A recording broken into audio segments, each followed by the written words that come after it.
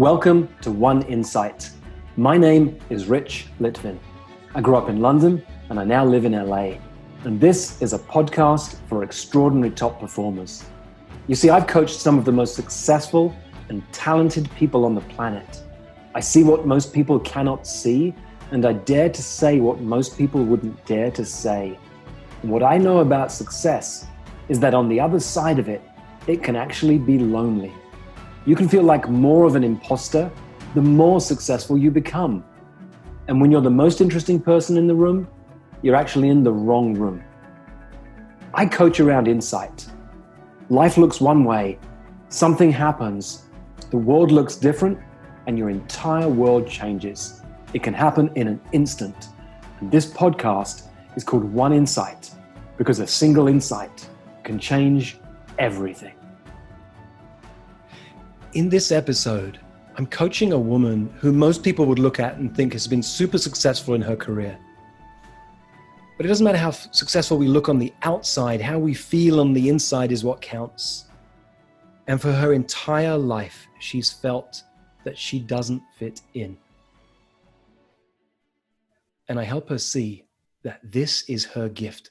Often our biggest struggle is our biggest gift. And our biggest gift in the world to others as a coach is often the area we cannot help ourselves. So this is a relatively short episode because if you listen to any of these, you know that I coach around insight. And when the insight comes, we are there. And the moment when she's there, you can hear my kids in the background. We are homeschooling right now and they're having fun. And I don't want to stop that. So the moment she's there, there's silence. There's stillness, and we're complete. It's a powerful episode if you have a sense of wondering where your gifts are, or if you feel that you don't fit in. I think you'll enjoy it. Hi, Laurie. Hi, Rich. Hey. Well, you know how I like to play. What's on your mind right now? I've been thinking about this for a week. What do I want to bring? What do I want to bring? And also recognizing that it's just a question and we'll see where we go, right? So I've been thinking about who I'm serving as a coach. And when I started my coaching journey about 3 years ago, I thought this really makes a lot of sense to work with creative people because my background is in advertising and I'm a writer and I like creative people. But somewhere along the way, I've realized that I bring the creativity. I don't necessarily need to be working exclusively with creative people. And my desire really is to go deeper than just the project that they might be wanting to get off the ground. So I know I'm in transition and I don't know exactly what that will look like. So I would love some help with that. Okay. Tell me about your background. Advertising, say more. Yeah, so I worked for 15 years as a copywriter, some big agency experience. And then 12 years ago, when my husband and I adopted our son, I went freelance. And I've just sustained a word of mouth business doing freelance copy. And then about 5 years ago, I couldn't do it anymore. And so for lots of reasons, I stepped out. I went back to school. I got my degree in human development with a focus on social change and ended up going into coaching almost by accident. It was my husband and I were both interested in looking at going to get our master's and becoming therapists. And that's a kind of a long story, but we deviated paths and I took the coaching route and he's now a therapist and we're both very happy that we've made the choices that we've made. So yeah, my professional background has been mostly in copywriting. Before that, growing up in LA, I was an actress. And before that, I was a little girl who was a prolific journal writer, and that journal was my very best friend. Mm-hmm. That's sweet. So, I mean, you've been writing then for your whole life, and that's just who you are, right? Yeah. And creativity, I know, is in your blood. One of the favorite things I've ever seen you create is something called the creative block. Is that right? It's called?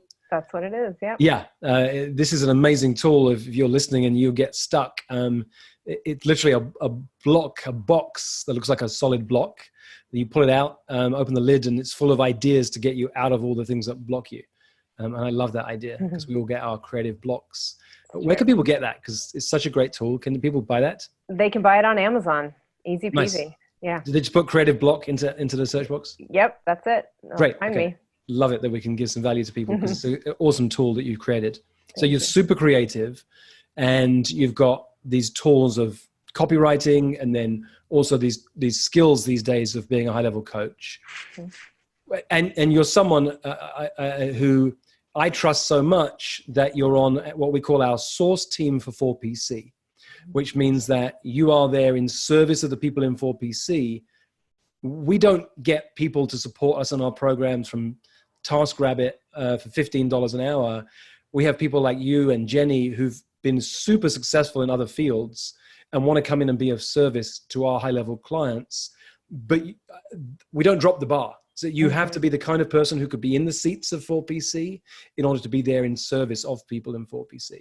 So I have a huge amount of respect for who you are and what you do. Thank you. So much, in fact, that behind the scenes, you're helping myself and a friend of mine launch another business that is likely to be called Transition Excellence for leaders in the corporate world who are transitioning into coaching.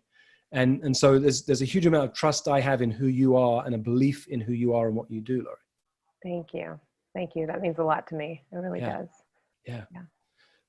So what strikes me in this moment, let's see where this conversation goes, but whenever I see a coach who's either new to the game and wants to get a new kind of client for the first time, or they're up-leveling the caliber of their clients, is what I call a research project. And you've probably heard me talk about this before. Yep. Yeah. So if you're listening, a research project is when you say, well, what inspires me? What excites me? If I was going to write a book, if I was going to research something that interested me, but would actually really be something that would interest my new caliber of clients. Well, what would that be? I don't know if you can hear my kids in the background. I can. Yeah. I love it. I'm not going to do anything about that because this is the reality of living in this day and age. We are homeschooling and they're having fun. So I would rather let them have fun than try and cut that out of the podcast.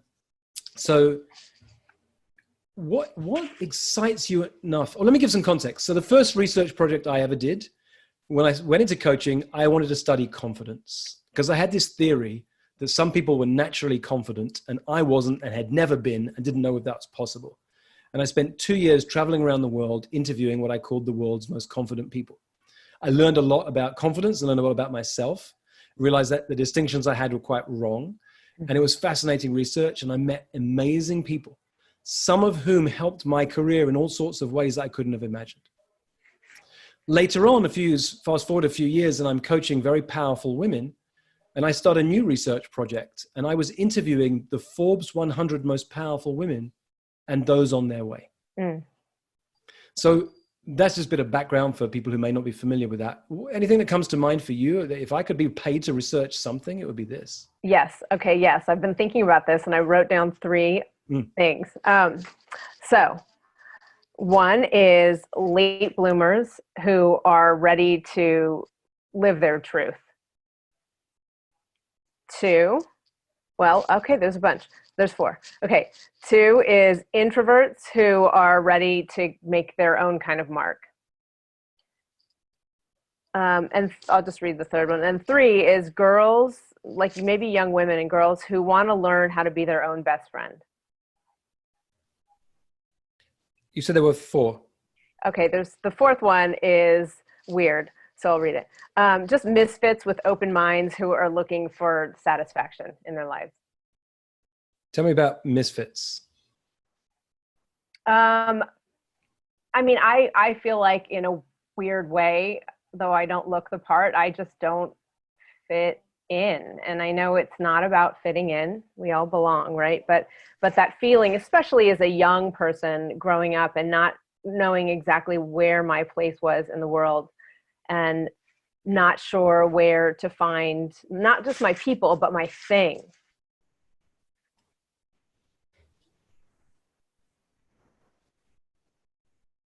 On a scale of 1 to 10 of scariness, where 10 is so scary you couldn't even move, it's overwhelming, and 1 is I'm just bored, it doesn't scare me at all. Give each one of these a number from 1 to 10, how scary it would be to start researching this or tell people this is what I'm doing now. Um, well, okay, so 10 is the scariest and 1 is the Yep. least scary. Yep. So late bloomer, well, I feel like they need more meat on them before I know, but as they are, late bloomers who are ready to live their truth gets I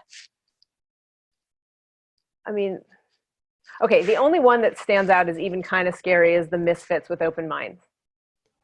That's what I thought. Hey, by the way, your microphone, I think, is rubbing on your t-shirt or something. So Okay. if you can just hold it out, that'd be great. Thanks. That's what my feeling was. Something around being a misfit is interesting. Mm. How were you a misfit when you were 6 years old? I was a misfit in this neighborhood of kids who were all bigger in size than me and older.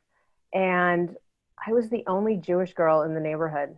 And so, I mean, that was a thing. Like, I don't think any of them their parents didn't have any Jewish family friends or anything. I was this total outsider. And growing up in that neighborhood and having parents who wanted to not do much beyond stay at home, there was a lot of playtime in the neighborhood where the choices were either stay at home or play with these kids who weren't particularly nice. And I know that's where it started for me at 6 years old. There was a girl who lived right next to me. We were the same age, but she fit in. Yeah. And I didn't. Yeah. How painful is it to see other people who fit in when you know that you don't? It's really hard. Yeah. When you were a copywriter, when you were an actress, how did you not fit in there? And how did you try to fit in? I didn't fit in because, well, I mean, on the outside, like I didn't have all the credits that some of the girls had, the experience, professional experience. And yeah, it was so damaging as a young girl going into those rooms because you see 50 versions of yourself. And of course, there's the judge inside of all of us who goes, she's prettier, she's more this. So there was a lot of that external stuff. Yeah.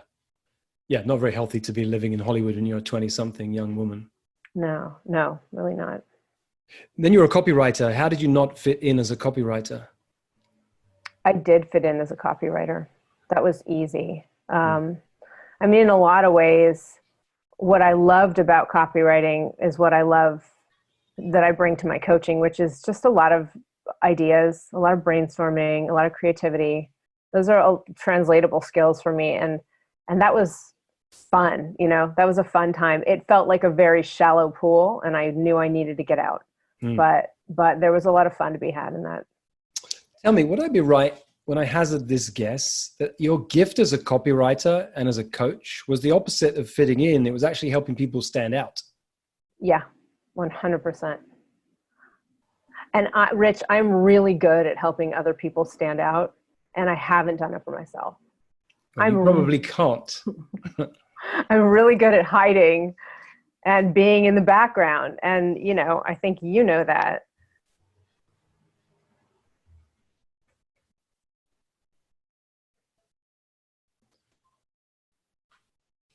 So I have a vision of a book that you're creating. And you're really good at being the person behind the person. Mm-hmm. You help other people get their books out in the world, be creating their programs out in the world. So there's a place to check in. Sometimes that's our gift. Being an amazing number two, being an amazing behind the scenes person. Not everyone needs to be front of house. And we have to really just check in where our gifts are. The trouble is in this society, it seems to be all the people who are front of house get all the acknowledgements. And it's worth doing that check-in first before you try too hard to be front of house to say, actually, I wonder if my gifts are meant to be back of house. And this lifetime, that's where my genius lies. And I can find ways to have it be more exciting and more thrilling for me before we move into, how do I be now the person who is front of house myself? So let me check in with that thought. I've been hiding.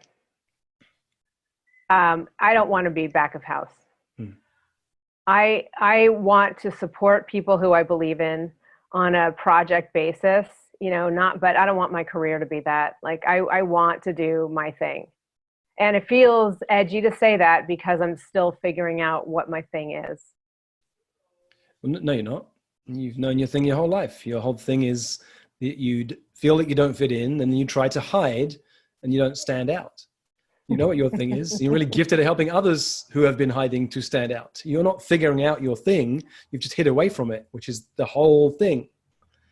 So the book that I have a vision for you, and it's not that I care whether or not you create a book. I'm not a book coach. It's just a metaphor for where we're going in the world. So it might be called Stand Out, although I think, is it Dory Clark? Someone's written a book with that title. Not that that matters, but it's something like Stand Out. It might be Square Pegs in Round Holes. It's an interesting title. So that resonates. Maybe it's Misfit. The title will come. You're the writer, not me. But there's something in there around partly your story, but the gift you have in helping others to stand out, particularly misfits who've hidden themselves for too long. It's time to make their mark. Frankly, you don't care if they're an introvert or an extrovert. I would put money on that. It's just perhaps you're more of an introvert like I am than an extrovert. But if an extrovert shows up, there are plenty of extroverts who are hiding. They just look loud when they're in a room. They're hiding. Right. So my sense is that this is your gift, and it's time for you to stand out in order to help others to do the same.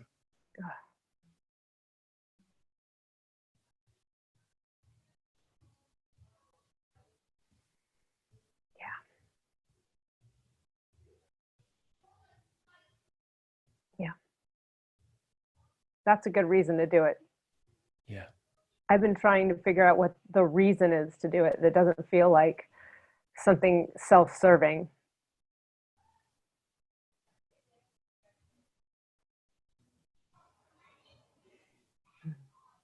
If you're listening, you can't see the tears in Laurie's eyes that I can as I look into them right now. And I wouldn't worry about it being self-serving. You're going to learn so much from this. It's going to help you to stand out too. You will have to push past all of your barriers and edges in order to help others do the same. Yeah. You don't have to have done it first. Your people will be happy to be with you on the journey. There are some people who want to learn from, I don't know, someone who's famous, who's got hundreds of thousands of followers, written a dozen different books, who already stands out, and they want to learn from them how to stand out. That's okay. That's their audience. There are others who are still hiding, who will appreciate someone who's just in the process of coming out, that I want to learn from her. Yeah, that's so helpful. Thank you. That's so helpful. Yeah. And that sigh, if you're listening, is the sound of insight. It's the sound of Laurie's not even looking at me because her mind's already gone to where next? What will I do? She's planning the book, the ideas, the fears or doubts are probably popping in as well in this moment. We don't need to go anywhere in this moment. Laurie's got everything she needs. And at some point, she'll talk to me and we'll see where to go next. Thank you, Rich. Thank you, Laurie. For most of human history, it wasn't called coaching, it was called leadership. And it's what I love to do, to coach people, to lead people, and to mess with people's thinking. If you'd like more of this, or if you'd like to learn more about our community of extraordinary top performers, go to richlitvin.com/oneinsight.